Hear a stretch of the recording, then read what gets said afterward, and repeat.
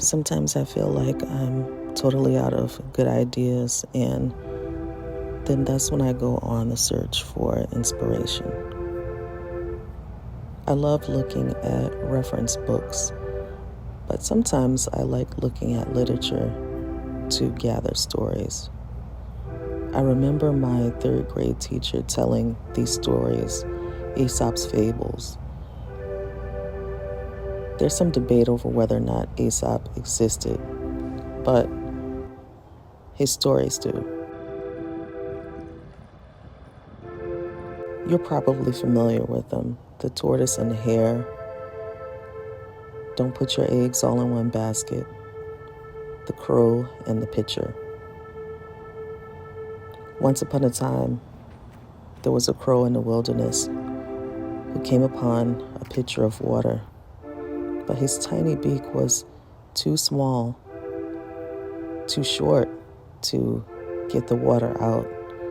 So he came up with an idea. He threw stones into the pitcher of water until the water level started to rise to the point where he could get to the water and drink it. The lesson is that necessity is the mother of invention. Stories are powerful. Stories help us to learn things, to grow. We're told stories all of our lives. And as we live, we're creating our own story, one page at a time. But within that story of our life, there is a smaller one. Each day that we live, we're living a different story. So it's good to reflect on the things that you're doing now and your aspirations for the future, but also just the lessons that you have learned.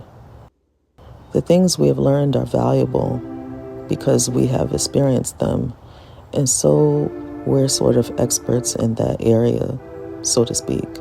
So we can share that with other people and bring value to them. Don't underestimate the things that you know and the things that you have acquired over the time that you have lived. Likely you have learned from lots of people, watching videos on YouTube, reading books.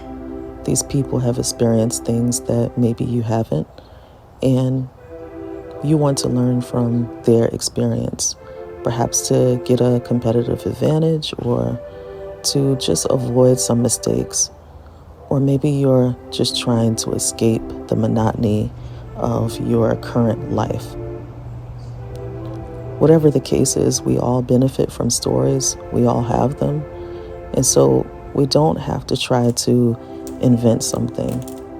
What we're living is already an extraordinary experience for someone else. So just tell it, and tell it in a compelling way. The same way that you hear stories of others and it sounds like something amazing.